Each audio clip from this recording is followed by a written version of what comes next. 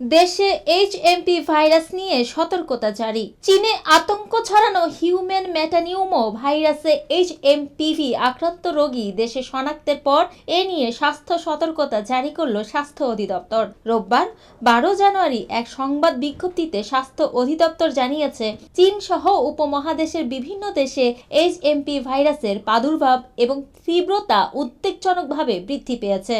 বিশেষ করে 14 বছরের কম বয়সী শিশু এবং 65 বছর বা তার বেশি বয়সী ব্যক্তিদের মধ্যে এ রোগের সংক্রমণ বেশি দেখা যায়। সেই সঙ্গে দীর্ঘমেয়াদী স্বাস্থ্য সমস্যা যেমন হাঁপানি বা ক্রনিক অবস্ট্রাকটিভ পালমোনারি ডিজিজ, গর্ভবতী মহিলা এবং দুর্বল রোগ প্রতিরোধ ক্ষমতা সম্পন্ন ব্যক্তিদের জন্য উচ্চ ঝুঁকি সৃষ্টি হতে পারে। এতে আরও বলা হয়েছে, পৃথিবীর অন্য অনেক দেশের মতো বাংলাদেশেও এই রোগের সংক্রমণ দেখা যায়। সম্প্রতি চীন ও অন্যান্য দেশে এর প্রাদুর্ভাব দেখা দেওয়ায় বাংলাদেশে এর সংক্রমণ নিয়ন্ত্রণে রাখা আবশ্যক, যার জন্য সব যন্ত্র সেবা কেন্দ্র এবং পয়েন্টস অফ এন্ট্রি সমূহে স্বাস্থ্যবিধি জোরদার করা প্রয়োজন। এই পরিপ্রেক্ষিতে বাংলাদেশে এই ভাইরাস সংক্রমণ প্রতিরোধে নিম্নে বর্ণিত নির্দেশনা অনুসরণ করা এবং জনগণের মধ্যে স্বাস্থ্য সচেতনতা বৃদ্ধির জন্য অনুরোধ করা হলো। সংক্রমণ প্রতিরোধে নির্দেশনাসমূহ: 1. শীতকালীন শ্বাসতন্ত্রের রোগসমূহ থেকে নিজেকে রক্ষার জন্য মাস্ক ব্যবহার করুন। 2. হাঁচি বা কাশির সময় গামছা বা টিস্যু দিয়ে নাক মুখ ঢেকে রাখুন। 3. ব্যবহৃত টিস্যুটি অবিলম্বে ঢাকনাযুক্ত ময়লা ফেলার ঝুড়িতে ফেলুন এবং হ্যান্ড স্যানিটাইজার অথবা সাবান পানি দিয়ে হাত ধুয়ে ফেলুন। 4.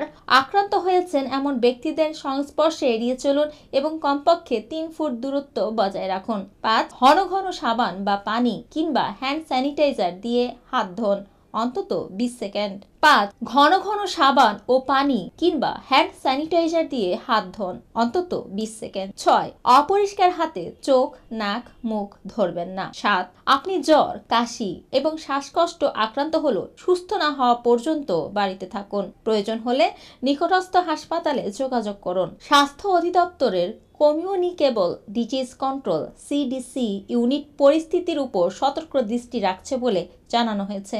এতে আরও বলা হয়েছে, হিউম্যান মেটানিউমো ভাইরাস অন্যান্য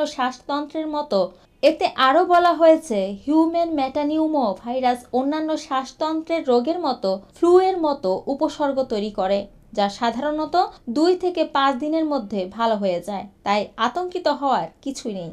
সবাইকে স্বাস্থ্যবিধি মেনে চলার জন্য অনুরোধ করছে স্বাস্থ্য অধিদপ্তর। মৌমিতা তন্নি, GBC TV, Dhaka.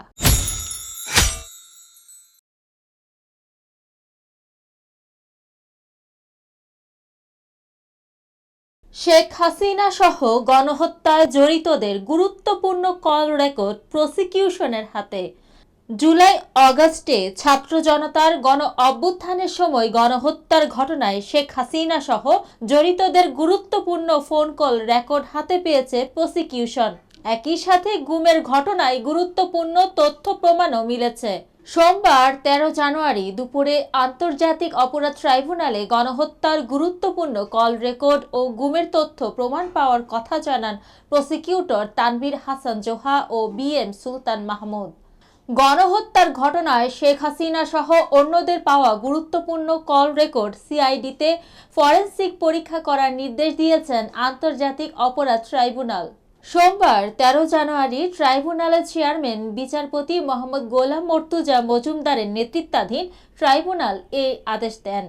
Prosecutor BM সুলতান মাহমুদ সাংবাদিকদের বলেন, অনলাইন প্ল্যাটফর্ম ও বিভিন্ন উৎস থেকে পাওয়া জুলাই আগস্ট গণহত্যার সময়ে শেখ হাসিনা সহ জড়িতদের গুরুত্বপূর্ণ কল রেকর্ডের সত্যতা যাচাইয়ের জন্য ফরেনসিক পরীক্ষার অনুমতি দিয়েছেন ট্রাইব্যুনাল। আন্তর্জাতিক অপরাধ ট্রাইব্যুনালের প্রসিকিউটররা জানান, ছাত্র জনতার অভ্যুত্থান ও এর পরবর্তী সময়ের গণহত্যার সঙ্গে সংশ্লিষ্ট ব্যক্তিদের কল রেকর্ড এবং গুম সংক্রান্ত গুরুত্বপূর্ণ তথ্য পাওয়া গেছে। এই তথ্যের মধ্যে শেখ হাসিনা সহ অন্য জড়িতদের সঙ্গে সম্পর্কিত কল রেকর্ডও অন্তর্ভুক্ত রয়েছে, যা তদন্তে গুরুত্বপূর্ণ ভূমিকা রাখতে পারে। তারা আরও বলেন, কল রেকর্ডের মাধ্যমে ছাত্র জনতার আন্দোলন দমন করতে ব্যবহৃত পরিকল্পনা ও নির্দেশনা সম্পর্কে স্পষ্ট তথ্য প্রমাণ পাওয়া গেছে। পাশাপাশি গুমের সঙ্গে সম্পর্কিত আরও অনেক গুরুত্বপূর্ণ তথ্য তদন্তকারীদের হাতে এসেছে। এ তথ্য ও প্রমাণ তদন্ত কার্যক্রমে নতুন দিক উন্মোচন করতে পারে এবং অভিযুক্তদের বিরুদ্ধে আইনগত পদক্ষেপের জন্য ব্যবহার করা হবে। প্রসিকিউটর তানভীর জোহা জানান, গুমের গুরুত্বপূর্ণ তথ্য প্রমাণ মিলেছে। হত্যাকাণ্ডের আলামত গায়েব করতে সব ধরনের আয়োজন করা হয়েছিল। মৌমিতা তন্নি, GVC টিভি, ঢাকা।